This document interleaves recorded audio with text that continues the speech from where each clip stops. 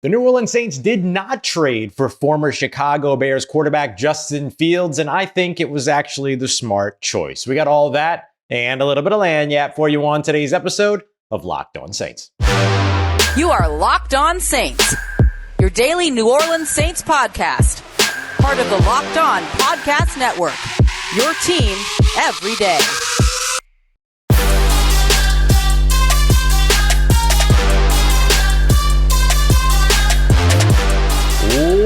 What is good, Who Dat Nation and Who Dat family? I am your host, Ross Jackson, New Orleans native, your New Orleans Saints expert, credentialed member of the media covering those New Orleans Saints as a senior writer and reporter over at Saints News Network. And on today's episode, it is Mock Draft Monday, so we got that post-Wave 1 of free agency mock draft. We're going to run through all 9 selections and highlight a couple that I think could be standouts for the New Orleans Saints after not really moving the needle much in the first wave of free agency. Well, really not moving the needle at all. But they have the chance to move the needle by potentially signing edge rusher Chase Young, whose visit is officially on. We're going to break down what that could mean for the New Orleans Saints. And to kick it all off, we're going to be taking a look at Justin Fields. Why didn't the New Orleans Saints get involved with him? Well, they might have, but actually I think it might have actually ended up on the right side of the coin for New Orleans on not landing Justin Fields. We're going to break down why on today's episode. So we appreciate you very much for being an everydayer. And of course, for making Locked On Saints your first listen of the day. We are a part of the Locked On Podcast Network, your team every day. And today's episode of Locked On Saints is brought to you by our friends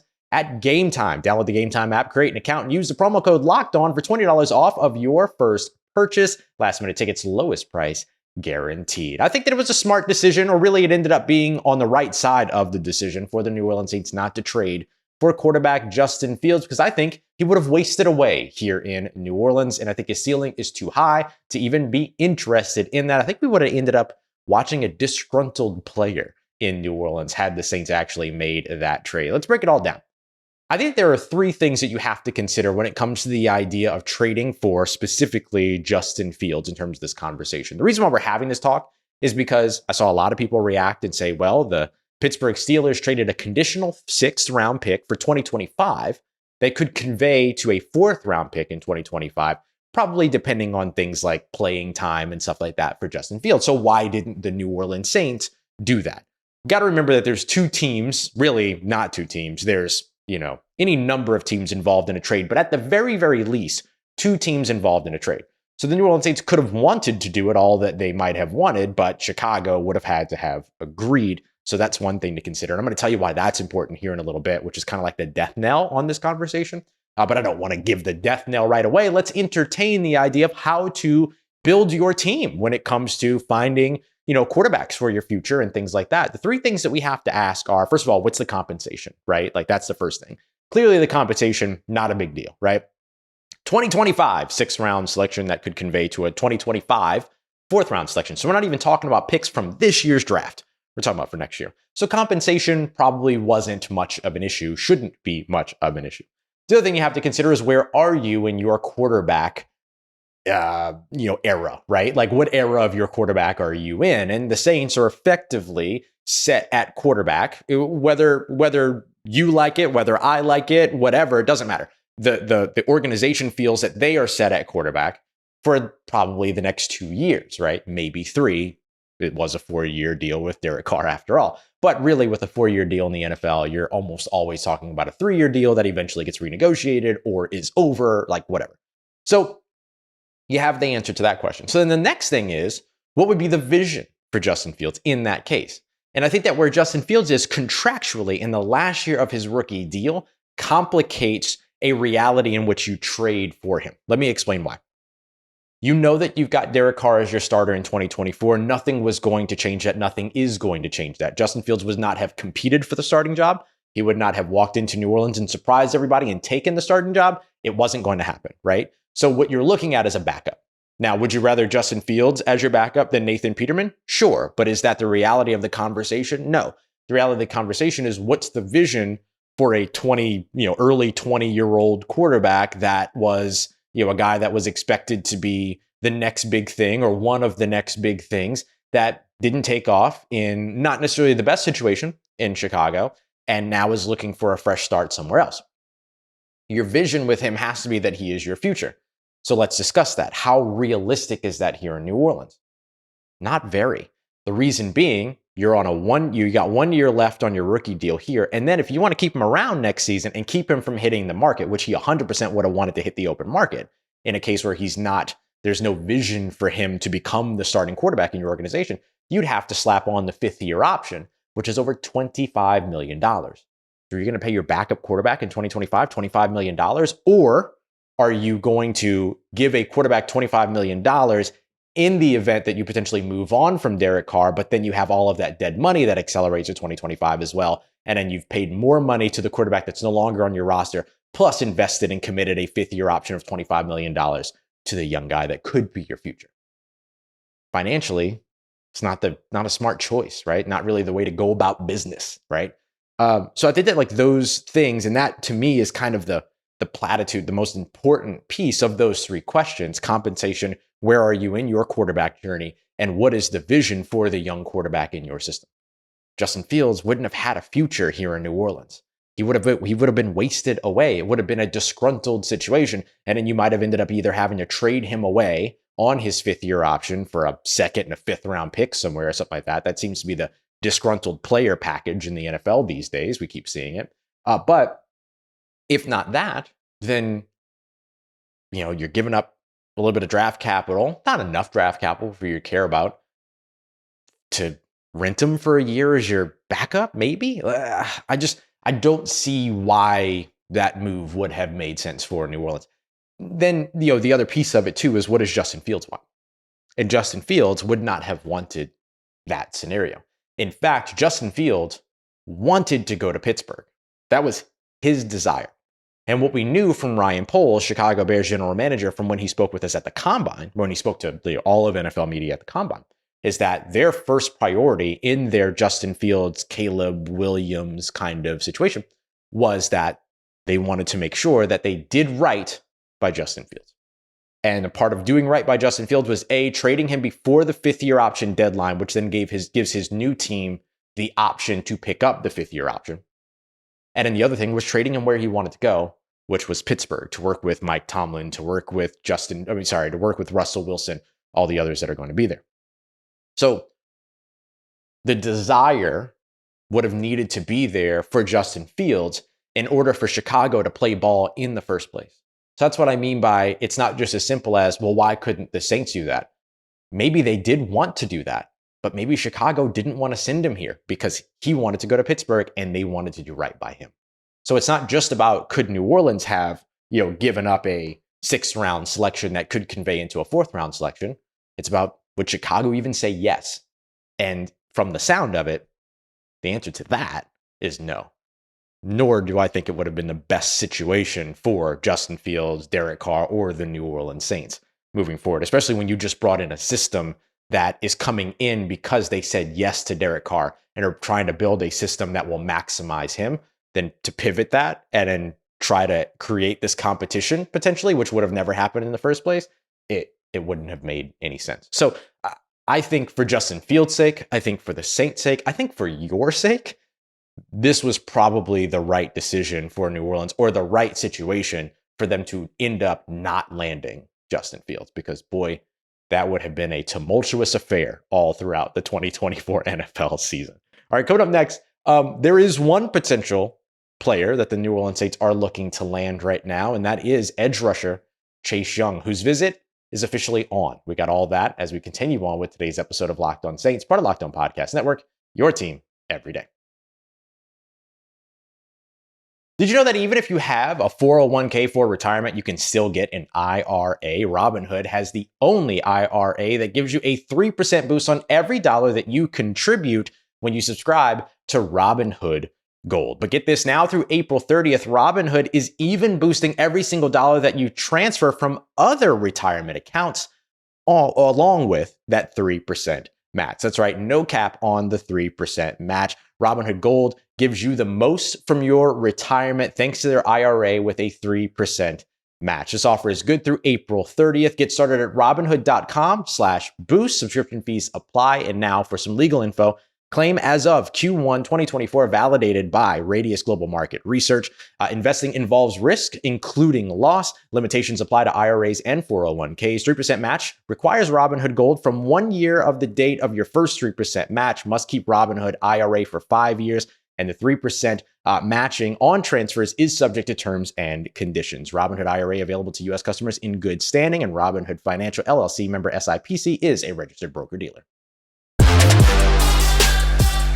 All right, family, the visit for edge rusher Chase Young is on. What does that mean for the New Orleans Saints? We're breaking it all down here as we continue on with today's episode of Locked On Saints. And as always, we appreciate you making us your first listen of the day every day, even though we're coming at you a little bit late today. Had to run to the facility, all this other stuff, speaking with Stanley Morgan Jr. and all that. So just a busy day, but grateful for you to still be here, even though we're coming at you a little bit late today. So we really appreciate it. Don't forget to go and check out Locked On Sports today as well, especially on March 20th, just in a couple days at 7 p.m. Eastern time. The best MLB season preview will be on your way thanks to all the local MLB experts here at the Locked On Podcast Network. You can find that on the Locked On Sports Today 24/7 streaming channel on YouTube on March 20th at 7 p.m. Eastern time, as well as for free or on the free Fire TV channels app as well. All right, so Chase Young.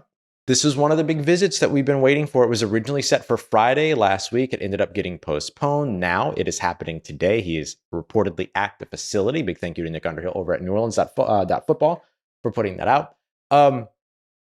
This is maybe the big fish that the New Orleans Saints surprise with, perhaps. I don't know. We'll see. We've seen them kind of go down the road with some of these top tier edge rusher free agents or defensive line free agents and come up empty in the past.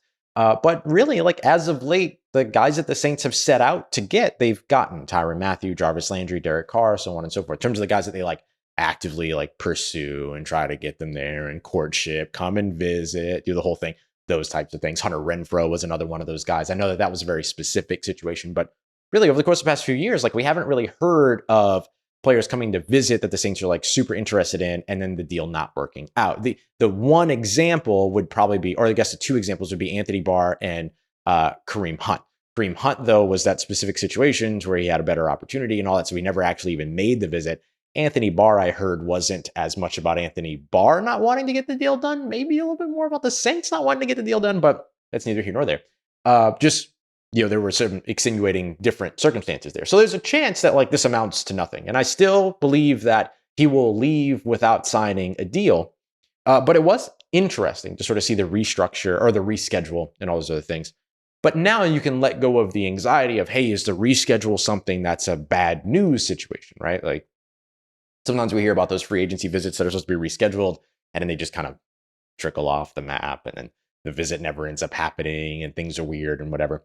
Doesn't seem like that certainly is not the case considering that the reschedule actually worked out. And so that he is here in New Orleans. So he is supposed to still have a visit with the Tennessee Titans, I do believe. I was curious to see if maybe the Saints rescheduled and we're like, hey, why don't you go and visit Tennessee first and then come here last, which would have been a little bit of a play toward the don't want you to leave the facility without a deal kind of a situation. But with a visit still scheduled with Tennessee, as I understand it, a little bit different. So I do think that for New Orleans, this is a signing that they want. They want to add a pass rusher. I can tell you that. And Chase Young's a pass rusher. The biggest thing is, can you maximize him? Like, can you get the most of him? Well, having, everybody's question around Chase Young is the effort stuff, taking plays off, things like that. So how does Cam Jordan factor in that? Demario Davis, Tyrann Mathieu, Carl Granderson, Colin Saunders, right? These guys that are kind of your culture drivers and everything like that. Maybe Carl Granderson's not in the culture driver category, but look, just got a big deal. He's out here getting, he's leading the team in sacks, all of a sudden did all these other things. So there is still a like him having grinded his way from undrafted free agent to multi-year player on a new deal. There's something to that in terms of responsibility, ownership, aspiration, whatever it might be. How do they impact a Chase Young from that effort standpoint, right? Can you get 100% out of them? The other thing too that you got to look at too is like, what's the role in New Orleans? And this is where maybe I have the biggest concern around the Saints' ability to compete in landing Chase Young. I've said this before on the show, so like if you're an everydayer, you might have heard it before. So I'll try to abbreviate it. But my concern is role, right? If Chase Young is looking for a starting role, the Saints don't have a starting role to offer him. So is that something, is he willing to take a rotational role along with rotational pay? Now, rotational pay can still be good. I mean, you can still get $12, $13 million in the first year on a rotational role, especially if you add void years to it, signing bonus, all this other stuff. Like, there's a lot of ways to kind of deal with all that. But is that what he's looking for? Does he want 80% of snaps, 90% of snaps? Because he's not going to find that here. He's going to have more like 40, 50, 60% of snaps, more than likely. He'll be behind Cam Jordan. He'll be behind Carl Anderson and rotating in with those guys. But he would have a prevalent role, I imagine, on third downs, right? On obvious passing situations and things like that. So there is that to consider. He can run up his numbers that way, which could be really helpful too. The other thing is, can the Saints utilize him in a way that maximizes what it is that he does? And this is where I think Todd Grantham, the Saints defensive line coach, is actually pretty solid for this exact conversation. When I spoke with him all the way back during training camp last year in Los Angeles, one of the things that he talked about was making sure to maximize what it is that every player does well and not trying to pigeonhole them into a specific role that doesn't fit their strengths. Oh, Brian Brzee has a good spin move. Let him use his spin move, right? Cam Jordan is a speed to power conversion guy. Let him be a speed to power, high motor, long lasting motor guy, right? Let him be that guy. Don't ask him to do something and be something that he isn't, that they aren't. And so with Chase Young, as a guy that you can line up outside the wide receiver and say, have fun, pin your ears back, go get him. When you're talking about the quarterback, the opposing quarterback, that's got to be his role. Or that's maybe what we assume would maximize. Like, that's the role we feel like would maximize him the best. Let's say it that way. So Todd Grantham understands that, gets that. And I think that is important to highlight in terms of how it is the Saints could potentially sell something here to Chase Young. The Saints don't really go into a lengthy pitch process. They don't go into here's, the way that we envision utilizing you, and you're going to be an all-pro. We think we can make you into blah, blah. It's not really the way that they go about it. They don't sell themselves that way. They sell it as like, hey, we want you to be here. You should want to be here because this is what we do. And that's kind of the way that they go about it. And look, it's worked. Is it going to work this offseason after missing the playoffs 2 years in a row since selling that message? I don't know. I think you might have to vary the message up a little bit. But that seems to be the thing, is that like the Saints just kind of sit back and tell them what they're about, and either they want to be a part of it or not. And then, of course, the Saints are going to have a price tag. And this is maybe where everything about this signing ends up getting shaded, colored, however it is that you want to look at it. Do the Saints overpay to have him in New Orleans? That's the one that they would have to avoid. And what is the definition of overpaying? You're not going to give the guy $20 million. You're not going to give the guy north of $15 million per year. But can you land around 10 to 13 million, which is like right in what his expected market is? I think SpotRack has his market value at like $13 million on a 1-year deal. Prove it, basically. If the Saints did that, great. If you start getting into situations to where you go upwards of that, you give them like this massive 1-year deal, then yeah, I could see where the concerns are. And so, but we know that the Saints are very diligent, right? It's like, this is the amount of money that they have allocated for that role, and that's what they're willing to pay. They're not really willing to go above that. So we'll see. I would expect that he will leave without a deal. And I think that the Saints are truly in the running for him, but I think they're maybe a little bit of a long shot because of the role conversation. But we'll see. We'll see. It could certainly still happen. And that would be a huge get for the New Orleans Saints, who definitely want to add that pass rusher in. And hey, look, even if they don't land Chase Young, there are other ways to add pass rushers in, including in the first, second, and maybe even fifth round of the NFL draft. I did all three in this week's mock draft Monday. So let's get to that here as we continue on and wrap up today's episode of Locked On Saints, part of Locked On Podcast Network, your team every day. Today's episode of Locked On Saints is brought to you by our friends at Game Time. Game Time is the absolute best place to go and get your tickets. My good friend Dylan Sanders and I were wandering around New Orleans a couple days ago, and we thought, maybe we should go to the Pelicans game. We ended up not going, but pulled up the tickets on Game Time 15 minutes before the game. Would have been an easy yes.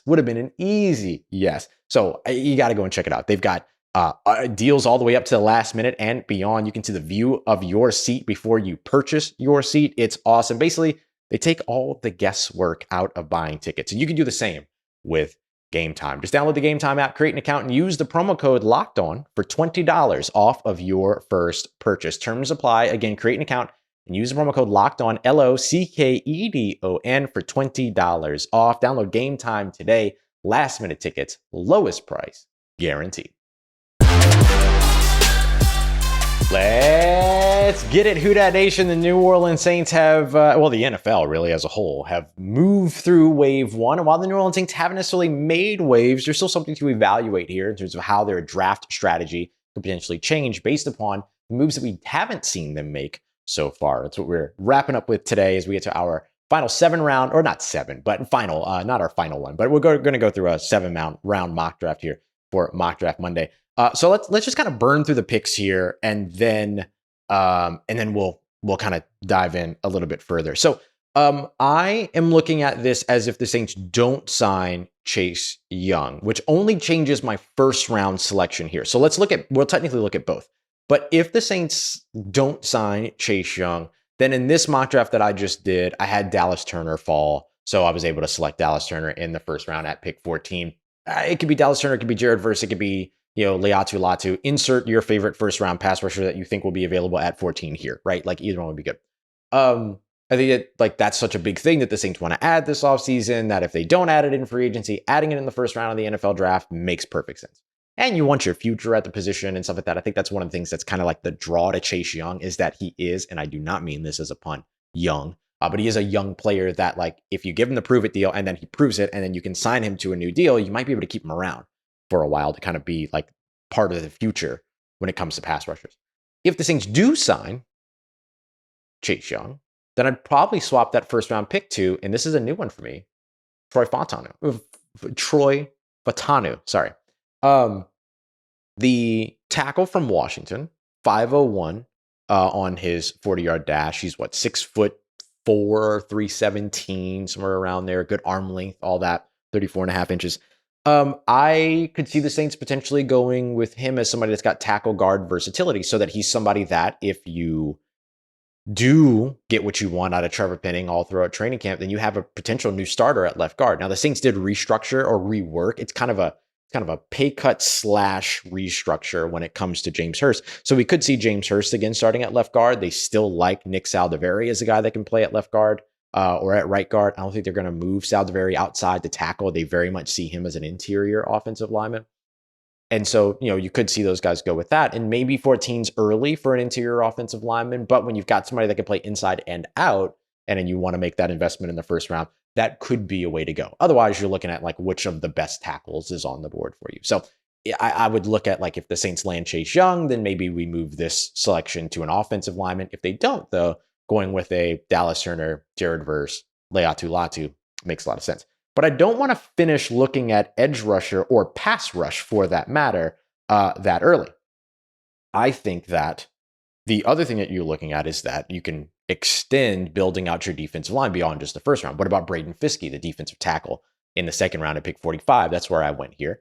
Very athletic, adds to the interior pressure, which we know works in the NFL. Now that you've got a Kirk Cousins in Atlanta, it's another one of those sort of stand in the pocket and deliver quarterbacks. Get the pressure right up the middle, and then you have an impact on that game. So when you follow up either, Dallas Turner and Braden Fiske, or you go Troy Fautanu and Braden Fiske, or you go Leatu Latu and Braden Fiske, that's a pretty good pairing to start your draft off with. As we get to the fifth round here, and by the way, people have mentioned too, trade away all fifth round picks and then move up to the third round. So if you look at the Rich Hill trade value chart, which assigns a value to every single selection in the NFL draft, and obviously there's context to this, who's left on the board, who's the team that's trying to trade, how many picks do they have, how desperate are they, all these other things. Moving into the third round's probably not realistic. You're probably looking at moving into, or that's not true. Moving into the early part of the third round or something like that's probably not realistic. I think you're looking at if you packaged all 4 fifth round picks, you're barely getting into the top 100. You're looking at 98, 99, 100 are the ones where if you add up the value, that's where you could potentially land. Now you could add future picks and things like that to get further up, all that other kind of stuff. But I didn't trade up in this particular draft, but I'm going to start doing that next week. I think there's some interesting ways to kind of mix and mingle all those 5th round picks that you can mobilize and move around, even if you're just trying to get into the 4th round. So at pick 150, first selection of the 5th round, I went with Penn State tight end Theo Johnson. He was the best player available on the board there. I'm not going to pass him up. At pick 168 in the 5th round, I haven't addressed offensive tackle in this version of the draft. So here, I was able to go with Javon Foster, the offensive tackle out of Missouri, a guy that I like a lot, experienced zone run blocker, all those other things, like athletic player, everything. Like I think that could make a lot of sense. At pick 170 in the 5th round, I went with safety Jalen Simpson out of Auburn. That's a little bit of a special teams pick, right? A guy that's got good speed, that can get down, that's a solid tackler, all that. But look, he covers. He's kind of a little bit more of like a deep mold safety there as well. So just to have that kind of depth, no big deal. I think you're looking more for like the box safety, which we're going to address here in a little bit as well with the final pick of the draft. But you can add a guy like Jalen Simpson to still kind of give you a little bit of an all around, has a little bit of experience playing in other spots too. So just kind of gives you a little bit of versatility. Pick 175 in the 5th round, I went with Luke McCaffrey, the wide receiver out of Rice. I think Cedric Wilson is going to be the guy that's going to take real opportunities in the slot, or that sentence didn't make any sense. Is going to get real opportunities in the slot and is going to be the one that potentially takes that role. But a guy like Luke McCaffrey could come in, compete, all that. Rookie contract too, so you don't have to rush with him, everything. But he's a solid hands catcher, doesn't let a lot of balls get to his body. He's not the fastest guy in the world. He's not an X receiver on the outside for you, but he's a guy that you can still move around and utilize in a bunch of different ways and would give you a solid pass catcher in the process. He's a guy that we haven't mocked at wide receiver before that I don't think would be a bad fit by any stretch of the imagination. Round 6, pick 190, Brennan Jackson, the edge rusher out of Washington State. He's a guy that we've mocked here before, a little bit more prototypical, right? So if you go with a Dallas Turner early, non-prototypical, you can go with a guy that's a little bit more prototypical a little bit later on, get a little bit more athleticism on both of those selections, things like that too.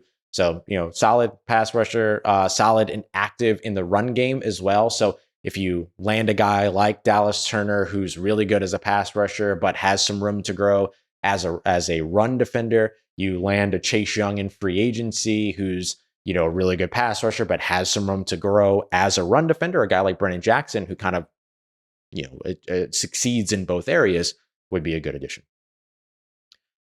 In this scenario where I didn't go offensive line early, assuming that the Saints don't land Chase Young, you can still address offensive line a little bit late, particularly on the interior. Javion Cohen, the offensive guard out of Miami, can move around, good mobility, good athleticism, all those other things. Bit of a mauler, mean streak kind of player, but without being over the top or anything like that. So you can still address that a little bit later as well. And then finally, like I mentioned, you want to get the box safety. And so if the Saints don't do that via free agency, which there's still ample time for them to do that, they can bring back Jonathan Abram. They can address it in free agency, however it is that they want to go about it. But if they don't, Mark Perry out at TCU, another guy that we've highlighted before, but played in the slot, can play in the box, play a little bit. I don't think you want to put him deep, but all those other things. There's also Air Force safety Trey Taylor, who we've highlighted on the show before. Guys like Oregon State, Katana Ladapo. Like there's a lot of these sort of like late safeties, late defensive backs that you can fall back on that can help you in special teams and potentially help you hold down, some of the positional depth at safety as well. So lots of different ways for the New Orleans Saints to go, but that's the way that we went with this week's Mock Draft Monday. Coming up tomorrow, we'll maybe have an update on how things go with Chase Young. We've already spoken to Stanley Morgan. Maybe we get an opportunity to speak with Cedric Wilson at some point this week too. So we'll be bringing you updates and everything from all of that as well. So we appreciate you as always, making Locked On Saints your first listen of the day, every day for your second listen. Got to go and check out Locked On LSU. They just landed another big time. I think it was like the #1 interior offensive lineman in their recruiting class. Check all that out with Caroline Fenton. And of course, the Pelicans just keep rolling. So Locked On Pelicans with Jake Madison doesn't get any better than that.